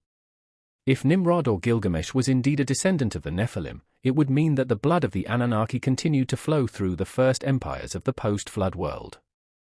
3. The divine kingship of Sumer and Egypt. In ancient Sumer, kingship was said to have descended from heaven. The Sumerian king list, one of the oldest written records in history, describes 8 kings who ruled for thousands of years before the flood. After the cataclysm, kingship was lowered from heaven again, beginning a new era of human divine rule. Egypt's pharaohs claimed similar divine descent, calling themselves sons of Ra or sons of Osiris.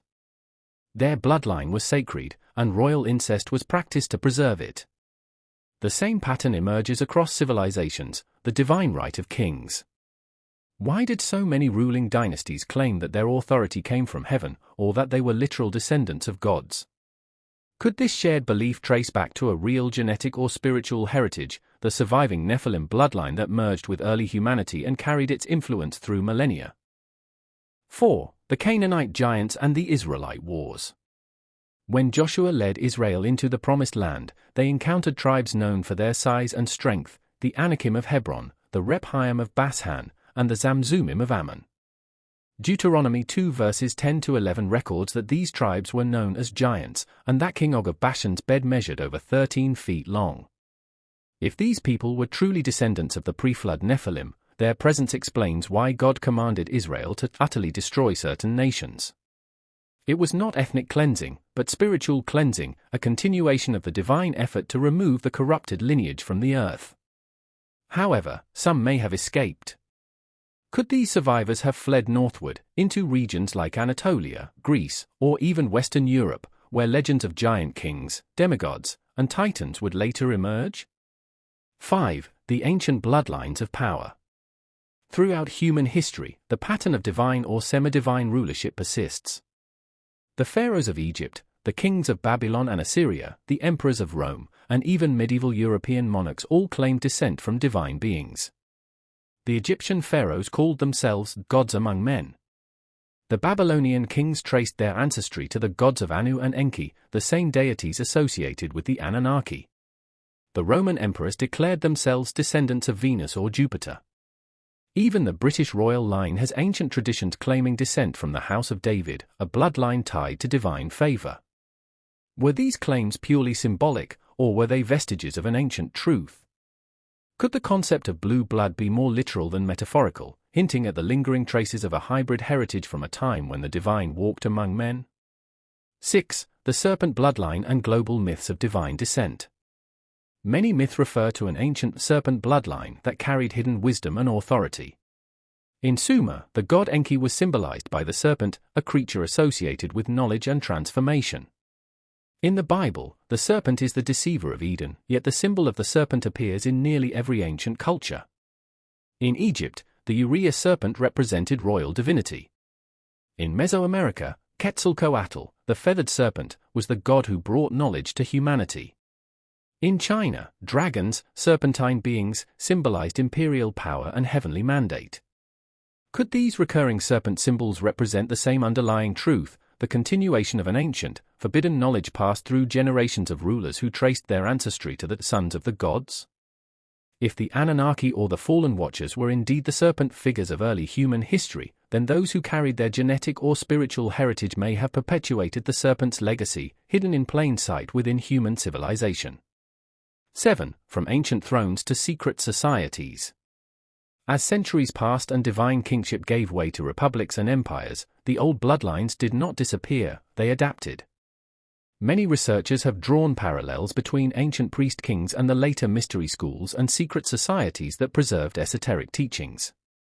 The Egyptian Order of Osiris, the Babylonian Magi, the Greek Eleusinian Mysteries, and later organizations like the Knights Templar and Freemasonry all claim to guard sacred knowledge, knowledge said to come from before the flood.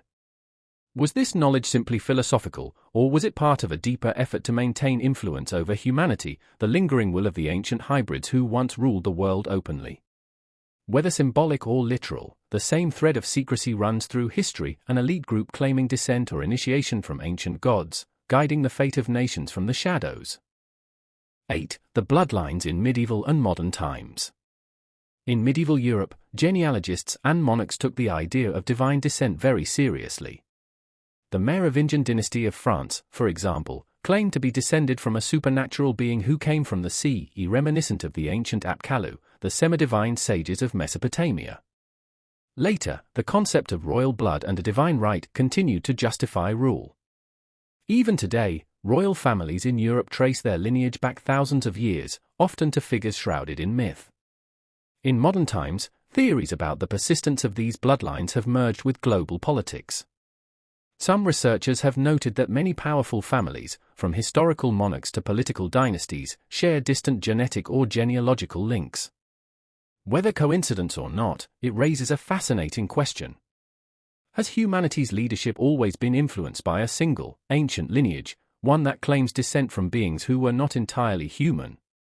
9. The spiritual legacy, influence without form. Beyond genetics, there is also the spiritual legacy of the Nephilim, a spirit of rebellion, pride, and domination. The Bible often associates these traits with fallen empires and rulers who exalt themselves above God. From Babel to Babylon, from Rome to the modern age, humanity's history seems to repeat the same cycle: technological advancement, moral corruption, and collapse.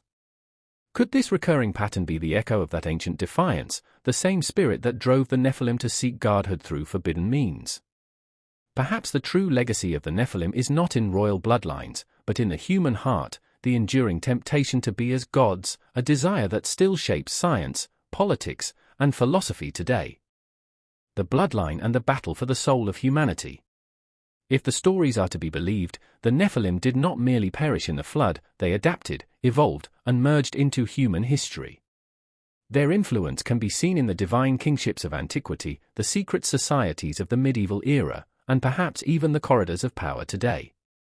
Whether these bloodlines are literal descendants of ancient hybrids or symbolic representations of spiritual corruption, the narrative remains the same: the struggle between divine order and human ambition, between those who submit to God's will and those who seek to replace him.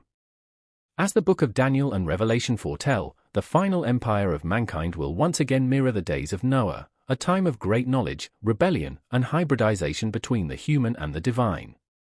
And so the question lingers: are we witnessing the return of the Nephilim legacy, not as towering giants of flesh, but as powers and principalities ruling unseen, preparing the world for the final conflict between heaven and earth. Throughout the long corridors of ancient myth and scripture, one recurring whisper refuses to fade, that the Nephilim, the hybrid offspring of the sons of God and the daughters of men, may not have vanished completely. Their physical bodies may have been wiped away in the deluge described in Genesis, but could their genetic essence, their legacy, or their influence have survived through humanity itself? This question sits at the crossroads of science, archaeology, theology, and ancient astronaut theory. It asks us not merely to look at bones or myths, but to examine what flows within us, our DNA, our inherited traits, and perhaps even the mysterious aspects of human potential that still defy full explanation. So let us approach this part not as a declaration, but as a discussion, an exploration of clues that seem to suggest humanity may carry faint echoes of something ancient, powerful, and otherworldly. 1. The flood and the survival question. In the book of Genesis, the flood was meant to cleanse the earth from corruption, the corruption introduced when the sons of God mingled with human women. The Nephilim, it says, were in the earth in those days, and also after that, Genesis 6 verse 4. That last phrase, and also after that, is intriguing. It suggests survival, continuation. Somehow, the influence of the Nephilim extended beyond the flood. How could that be possible if Noah's family alone survived? Some interpreters have suggested that the Nephilim's bloodline continued through the wives of Noah's sons, perhaps through Ham's line, which later gave rise to Canaan and his descendants, including tribes described in the Bible as giants. Others propose that the sons of God returned even after the flood, repeating the forbidden act that created hybrid beings again. In either case, the implication is clear: the Nephilim story does not end at the flood, it merely evolves. 2. Post-flood giants and hybrid kings. Scripture describes several encounters with giants long after Noah's time. When the Israelites entered Canaan, they reported seeing the sons of Anak, giants so tall that the spies said, "We were like grasshoppers in our own sight." Numbers 13:33. Later, David faced Goliath, a warrior of immense stature, descended from the Rephaim, another mysterious group of ancient giants. Who were these figures? Were they remnants of the Nephilim line, survivors of an ancient genetic legacy? Ancient traditions from other regions tell similar stories. In Mesopotamian lore, the early kings of Sumer reigned for impossibly long lifespans, ruling before and after the Great Flood. These rulers, such as Alilim and Alalga, were said to have received kingship from heaven. Were these the Anunnaki's chosen hybrids, part divine, part human, whose power echoed through generations? And could those long-lived kings represent not just symbolic dynasties, but an inherited genetic advantage? Some researchers speculate that extended lifespans recorded in the Sumerian king list and early Genesis could be remnants of an altered genetic design, one that allowed certain lineages to outlive others. 3. Archaeogenetics and the mystery of ancient DNA. Modern genetic science has unearthed surprising discoveries, traces of unknown hominid DNA within modern humans that do not correspond to Neanderthals or Denisovans. These fragments suggest interbreeding with an unidentified species tens of thousands of years ago. Could this be scientific evidence of an ancient hybridization event, one that matches, in principle, the ancient story of gods mixing with humanity? Even more intriguing are the findings from regions associated with early civilizations, Mesopotamia, Anatolia, and the Levant, where DNA studies reveal unexpected genetic diversity appearing abruptly around the same time humans transitioned from hunter-gatherers to builders of cities. Could this sudden upgrade be a trace of intervention? Again, these are not declarations, but questions that prompt deeper reflection. For bloodlines of power, echoes of the divine. Throughout history, rulers and royal families have claimed divine ancestry. From the pharaohs of Egypt, who declared themselves descendants of the gods, to Mesopotamian kings who boasted of receiving divine me, to medieval monarchs asserting their divine right to rule, the pattern is consistent. What if these claims were not entirely symbolic? Could the world's ancient elite have been preserving the last vestiges of what they believed was a sacred bloodline, one that stretched back to the Nephilim or the Anunnaki? Even in later esoteric traditions, such as the Merovingian dynasty in France or the priest kings of Sumer, the notion of sacred blood persists. The question becomes, were these lineages merely myth-making to justify rule, or were they preserving something genetic, something ancient and secret? Some modern theorists suggest that traces of unusual traits, height, strength, intellect, charisma, or longevity may have been carried through these lines. While this remains speculative, it's fascinating to note how often the concept of divine heritage re-emerges, generation after generation, in completely different cultures. 5. The hybrid theory and modern human potential. If humanity once shared genetic material with advanced beings, whether divine, extraterrestrial, or something else, could that explain our rapid intellectual and technological evolution? Anthropologists still struggle to explain the sudden leap in human behavior approximately 40,000 years ago, known as the Great Leap Forward. Within a short span, humans developed art, religion, agriculture, and complex social structures. Some have called it an evolutionary miracle. Others, an intervention. Might this be the scientific echo of what ancient texts describe as the arrival of the sons of God, beings who taught men knowledge and showed women the use of metals and enchantments? If so, perhaps we are, in a sense, the inheritors of both the earthly and the celestial, or a hybrid of clay and divine spark, of human weakness and transcendent potential. 6. Physical traces and the mystery of giant skeletons. Throughout the last 2 centuries, newspapers, explorers, and local legends have claimed discoveries of giant skeletons, remains of humans far taller and larger than any known race. Though many such accounts are unverified or lost, the consistency of the reports, from North America to the Middle East, has fueled curiosity. Could these have been remnants of ancient Nephilim lineages? Skeptics argue that these stories are misinterpretations or fabrications. Yet it's interesting how ancient burial sites and megalithic structures, such as Baalbek in Lebanon, Stonehenge in England, and Göbekli Tepe in Turkey, suggest the presence of beings capable of engineering on a massive scale. Even if no definitive giant skeleton has been authenticated, the myths persist, perhaps because they resonate with something embedded deep in our collective memory. 7. Spiritual DNA and the battle within. Beyond the biological, some theologians and mystics propose that the Nephilim influence is spiritual rather than genetic. They suggest that the hybridization of Genesis represents a corruption of human purity, an inner war between divine spirit and fallen nature. In this sense, the genetic legacy of the Nephilim could manifest not in height or strength, but in pride, violence, and rebellion, the same traits that led humanity astray before the flood. From this perspective, the story becomes a moral mirror, a reminder that the conflict between the divine and the fallen still wages within each human soul. The question then is not whether we carry Nephilim DNA, but whether we have learned to master the shadow it symbolizes. 8. Are we still being watched? If the Nephilim were indeed the hybrid children of the Anunnaki, and if some essence of them still flows through humanity, could their creators, or their descendants, still be observing us? Ancient astronaut theorists suggest that the Anunnaki never truly left, that they retreated, watching as humanity grew into its inheritance.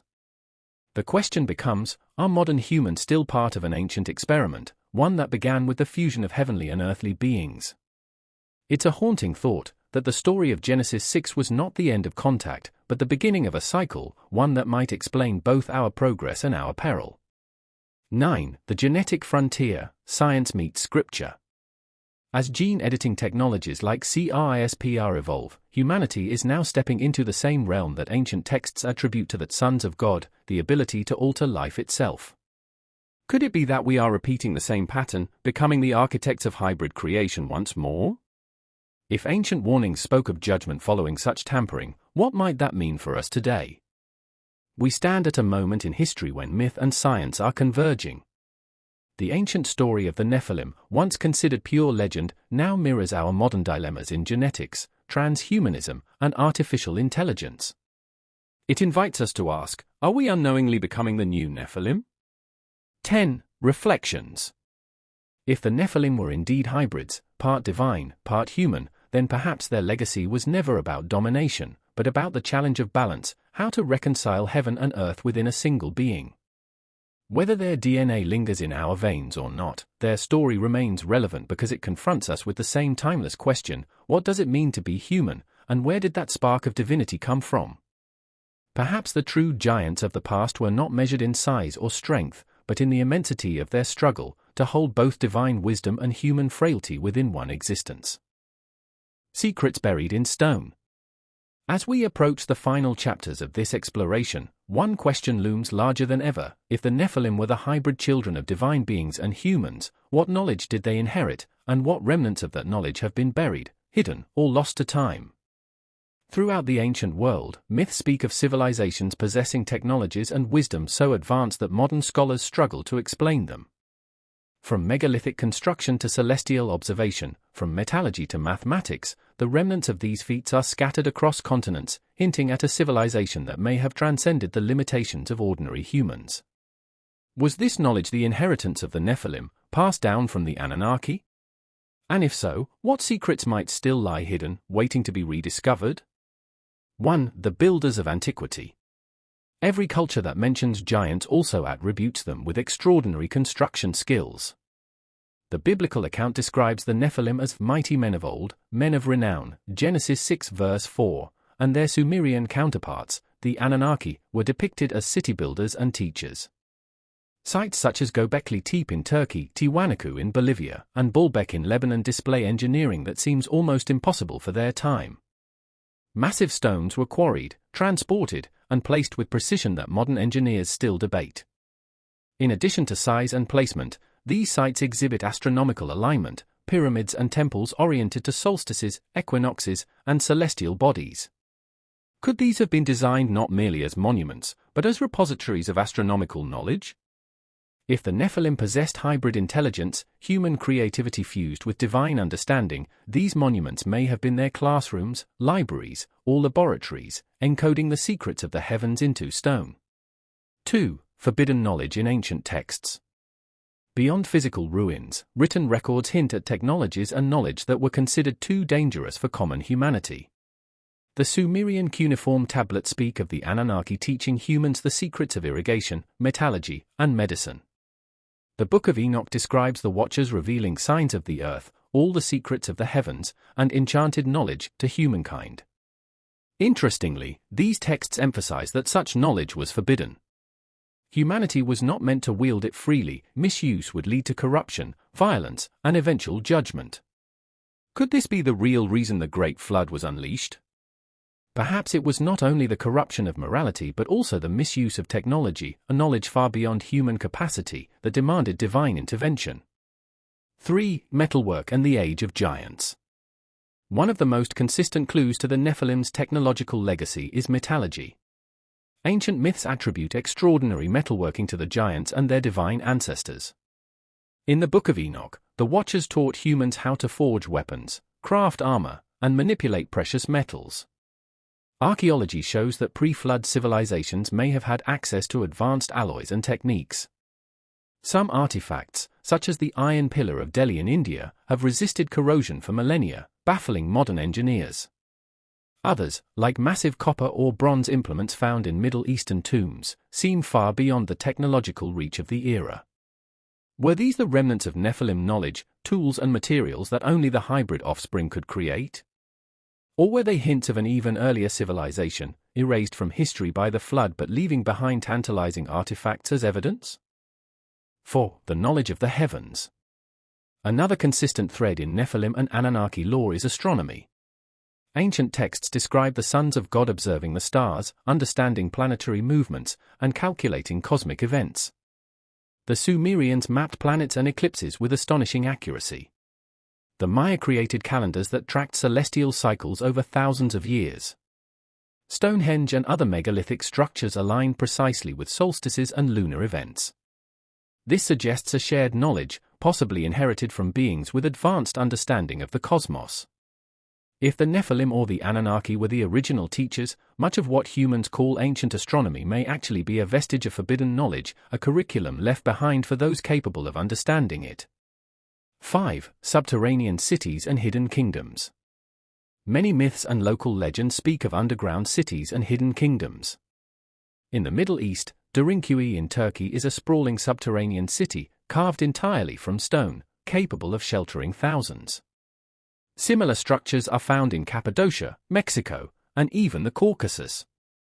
Could these hidden realms have been refuges for the Nephilim or their descendants after the flood?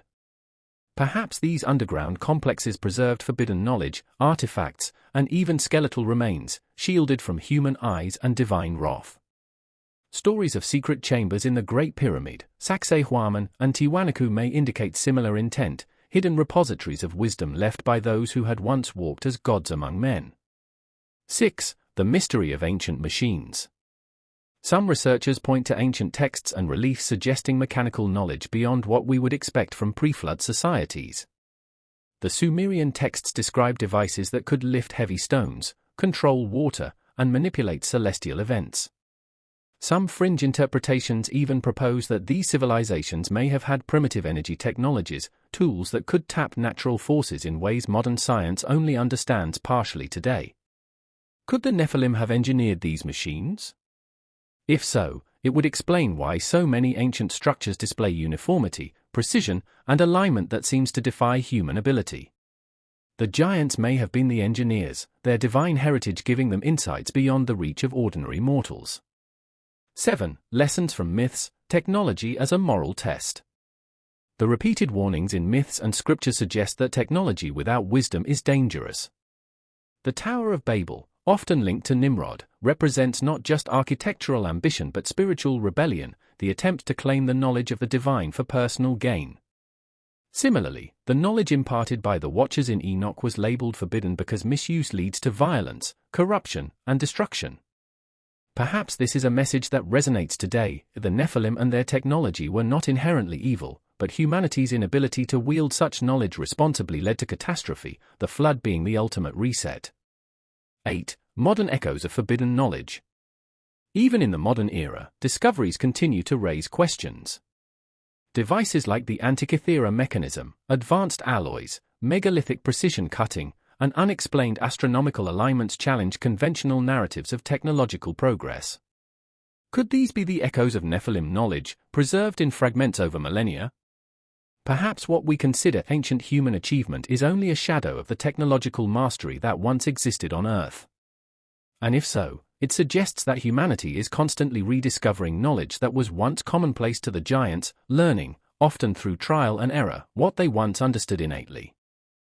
9. The spiritual dimension of technology. In addition to physical artifacts, many ancient traditions emphasize the spiritual aspect of the Nephilim's knowledge. In Enoch and other texts, the teachings of the Watchers included not only metallurgy and astronomy but astral observation, astrology, and magical arts.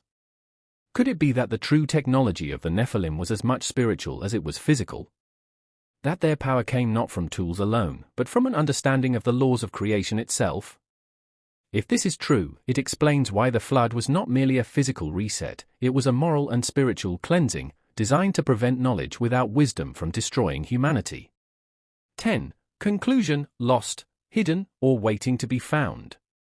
The evidence, both mythological and archaeological, suggests that the Nephilim and their Anunnaki fathers possessed knowledge that exceeded ordinary human capacity. Monuments, megaliths, underground cities, and texts all hint at a civilization that combined intellect, divine insight, and perhaps even technological mastery. Whether this knowledge survives in fragments today, hidden in ruins, encoded in myths, or embedded in human potential, remains an open question. Perhaps the Earth still holds chambers, devices, or scripts waiting for rediscovery. Perhaps humanity is still in the process of learning lessons the Nephilim once knew: how to balance power with wisdom, creation with responsibility, and ambition with humility. One thing seems certain: the story of the Nephilim is not merely about giants or myth. It is about knowledge, power, and the consequences of mixing the divine with the human. Piecing together the ancient puzzle.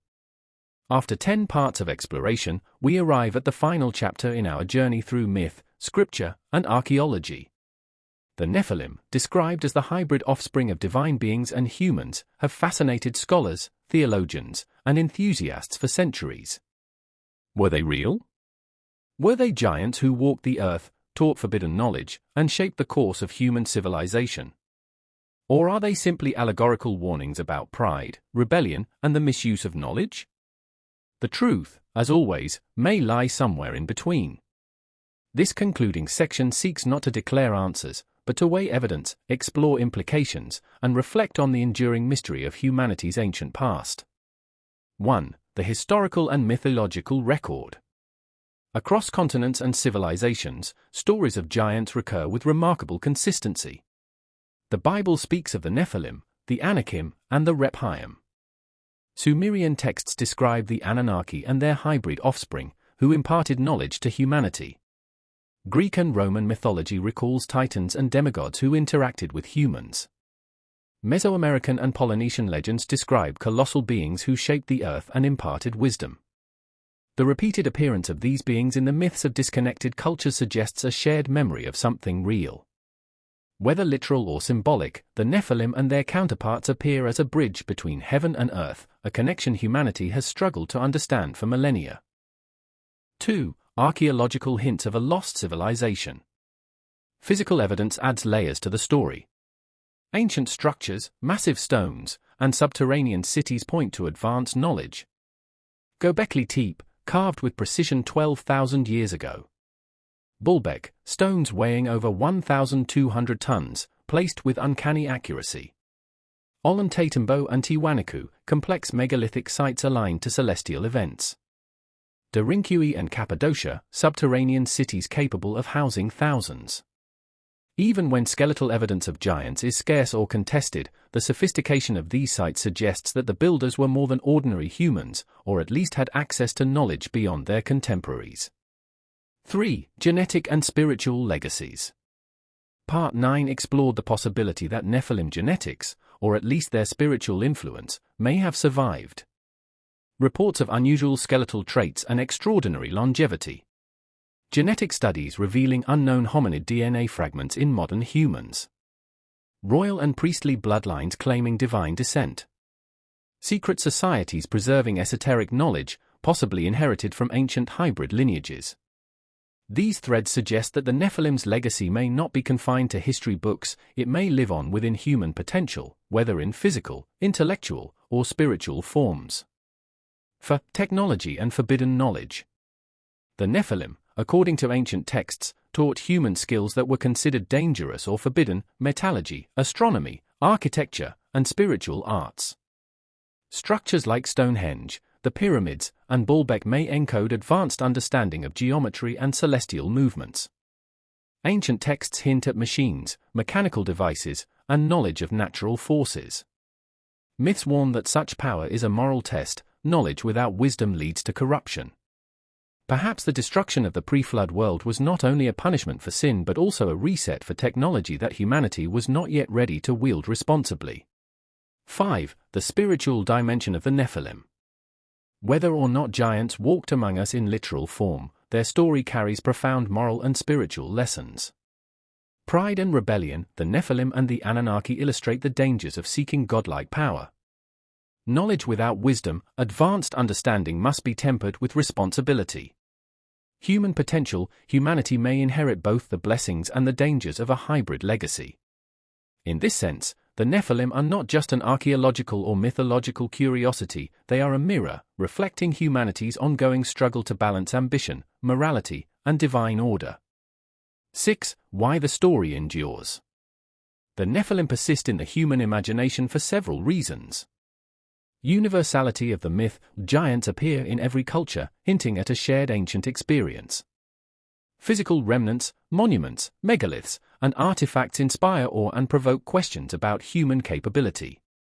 Spiritual resonance, the story addresses fundamental questions about human nature, divine interaction, and the consequences of rebellion. The unknown, humanity has always been drawn to mysteries, especially those that suggest we are not the first or only intelligent beings to shape our world. 7. Modern implications and the unfinished story. If traces of the Nephilim remain today, what does that mean for humanity?